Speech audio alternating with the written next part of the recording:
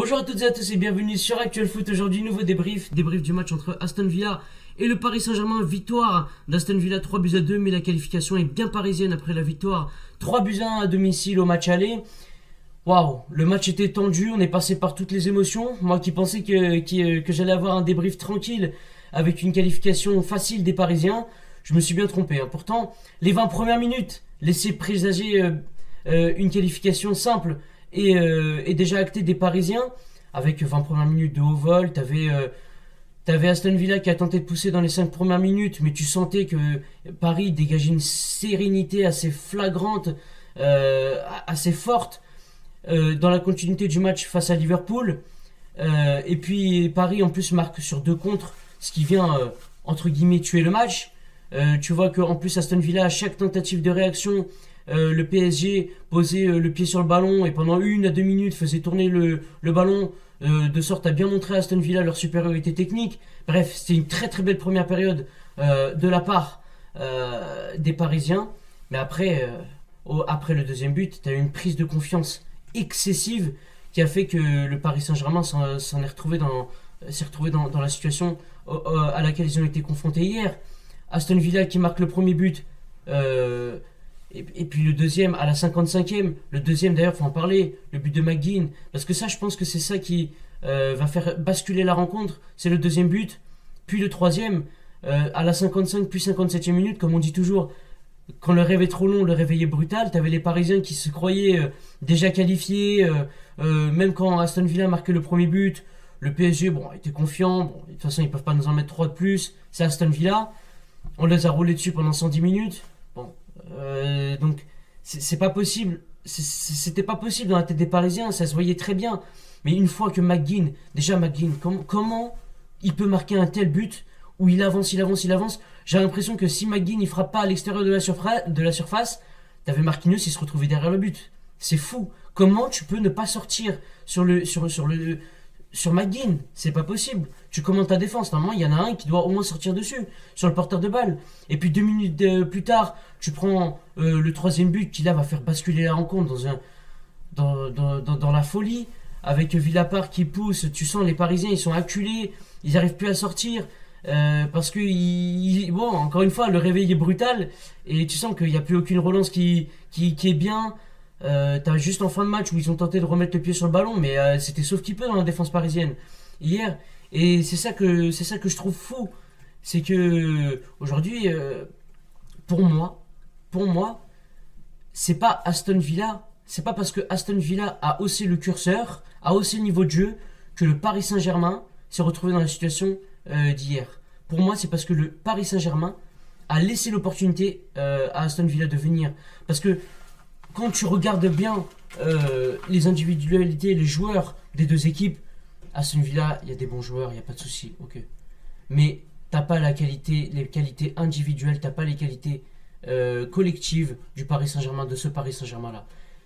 Le Aston Villa peut bousculer le Paris Saint-Germain comme ils l'ont fait hier, que si le PSG baisse de rythme. C'est ce qui s'est passé hier. Pour moi, c'est pas parce qu'Aston Villa a monté le niveau que le PSG s'est retrouvé dominé comme ils se sont retrouvés dominés en seconde période. Non. On l'a bien vu contre Liverpool aussi.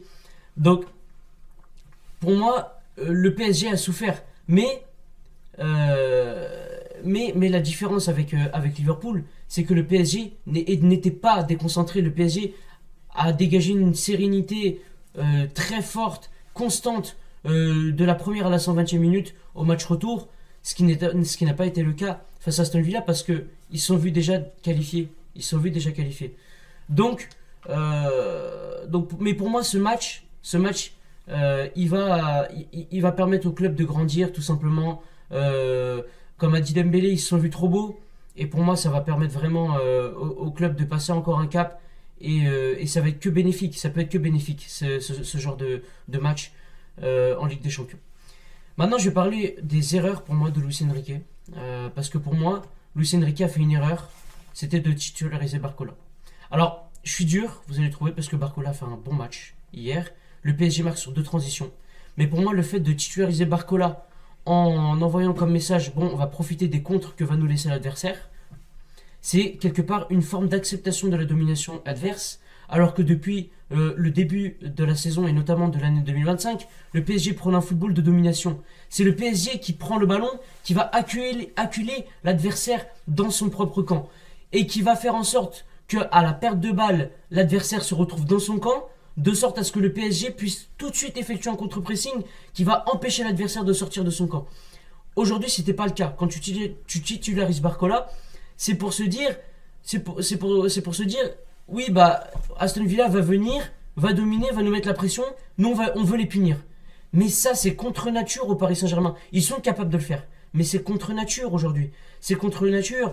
Et pour moi, en plus, Unai Emery, il était même pas prêt à ce type de match-là. Et c'est là où je rejoins ce que je disais précédemment, c'est que Aston Villa a profité des opportunités laissées par le PSG. C'est que quand tu regardes la composition de départ d'Aston Villa, de Unai Emery met 4 milieux de terrain, voire 5 de formation, qui sont Yuri Tielemans, Boubacar Kamara, Amadou Onana, John McGinn et même Morgan Rogers qui joue souvent en milieu de terrain.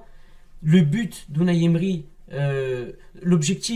son objectif au début du match, c'était de contrôler le match, de jouer plus haut certes que ce qu'ils avaient fait au match aller, mais c'était de contrôler le match et de profiter des erreurs du Paris Saint-Germain. Mais ils ont vu que le PSG eux-mêmes reculaient, eux-mêmes leur laissaient des opportunités de venir les presser et de leur mettre la pression. Donc Aston Villa s'est engouffré dans les brèches parisiennes.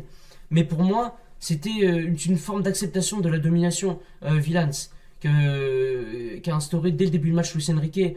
Et deuxièmement, ça aussi, ça te prive d'une arme létale qu'est Kvaratskhelia. Parce que Kvaratskhelia, à droite, c'est pas le même. Kvaratskhelia, il a un rendement bien plus important à gauche parce qu'il a joué à gauche depuis le début de sa carrière. Il a du mal encore avec ce système de permutation. Parce que Barcola est capable de jouer à droite. Tu aurais pu changer les côtés. Barcola était capable de jouer à droite. Il l'a déjà fait à Lyon. Doué, lui, est capable de jouer à gauche ou à droite. Ça ne change pas son niveau de jeu. Dembélé, il est capable de jouer sur un côté. Mais Kvara, il n'y arrive pas. Et ça a plombé la suite de son match parce qu'il fait un match catastrophique. Et généralement, quand j'emploie ce type d'expression, c'est au sens figuré. Mais là, c'est au sens propre. Il a perdu tous ses ballons. Tous ses ballons, il les a perdus. C'était fou. Le maximum qu'il a réussi à obtenir, c'était une touche. Donc... Et même quand il a été replacé à gauche, il était déjà plombé psychologiquement. Il s'est empêtré dans des 2-3 contre 1. On n'a pas compris pourquoi. Il lâchait jamais sa balle. Donc, pour moi, c'est de se priver de Kvaratskhelia si tu titularises Barcola à gauche.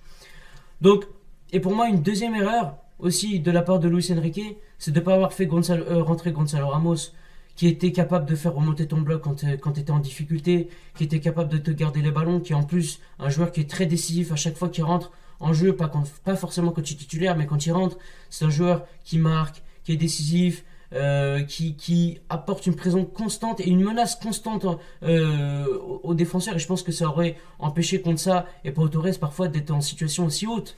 Donc, pour moi, il y a eu certaines erreurs aussi de coaching de Luis Enrique.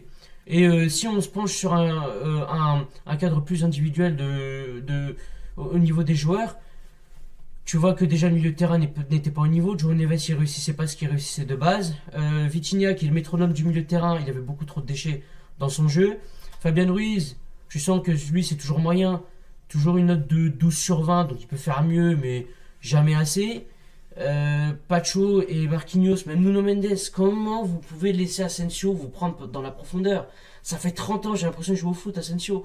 C'est pas possible à ce niveau-là d'avoir une relance du défenseur de 60 mètres pour qu'Asensio se retrouve en face à face avec Donnarumma quand t'es à la vitesse de Pacho ou Nuno Mendes. C'est pas possible. Donc il y a eu certaines erreurs d'appréciation de la part des Parisiens, de trop de confiance de la part des Parisiens, et ce qu'il faut surtout pas rééditer à partir de maintenant en demi-finale et même la saison prochaine. Et je vais terminer là-dessus. Pour moi, c'est une erreur de casting aussi de la part des supporters parisiens, parce que j'en ai entendu certains qui disaient bon, le Real est un tirage plus facile qu'Arsenal. Attention. Alors, en tout cas, j'entends quand on dit ça, mais moi, je pense pas. Attention. Parce que cette équipe d'Arsenal est bien plus impressionnante collectivement que cette équipe du Real. D'ailleurs, j'y crois pas du tout à la remontada. Le Real n'a pas d'âme. Le Real n'a pas les ressources mentales et physiques pour le faire comme ils l'ont fait les saisons précédentes. D'ailleurs, je pense que je vais faire une vidéo un peu plus tard sur ma chaîne parlant de ce Real là. Mais aujourd'hui, c'est pas le sujet. Je pense qu'Arsenal va passer. Je suis même prêt à l'affirmer. Donc, quand tu vas affronter Arsenal, attention, pour moi, c'est l'adversaire, le pire adversaire pour le Paris Saint-Germain par rapport même à Barcelone ou à l'Inter, si l'Inter passe. Parce que pour moi, l'Inter et Barcelone ont un enchaînement de matchs qui va faire que c'est compliqué aujourd'hui pour le Barça et l'Inter d'effectuer des turnovers dans leur championnat parce que le Barça a encore la Copa del Rey, le Barça a encore le championnat, l'Inter a encore le championnat parce qu'ils n'ont que 3 points d'avance sur Naples. Donc ils peuvent difficilement effectuer un turnover sans y laisser des points. Et pourtant, on voit qu'à Barcelone ou à Milan, ça commence à tirer la langue physiquement. Alors qu'Arsenal, ils sont sûrs d'être deuxième, ils sont sûrs de ne pas être champions, ils n'ont plus rien à jouer. Donc maintenant, tu peux effectuer un turnover assez tranquillement en championnat, sans y laisser des traces. Et pour moi, Arsenal est la seule équipe pour l'instant capable physiquement d'avoir le même rendement que le Paris Saint-Germain qui, pareil, n'a rien à jouer vu qu'ils sont déjà champions. Donc attention à cette équipe d'Arsenal qui en plus, en termes de transition, est une très très grosse équipe. Et puis même collectivement, je pense qu'ils sont capables de faire ce que le Paris Saint-Germain sait faire de mieux, c'est-à-dire un jeu avec mouvement, des mouvements collectifs bien huilés. Donc voilà, n'hésitez pas, ce débrief est terminé, n'hésitez pas à donner votre avis dans les commentaires. Et moi je vous dis à très vite pour un nouveau débrief entre Manchester United et l'Olympique Lyonnais sur Actuel Foot. Salut.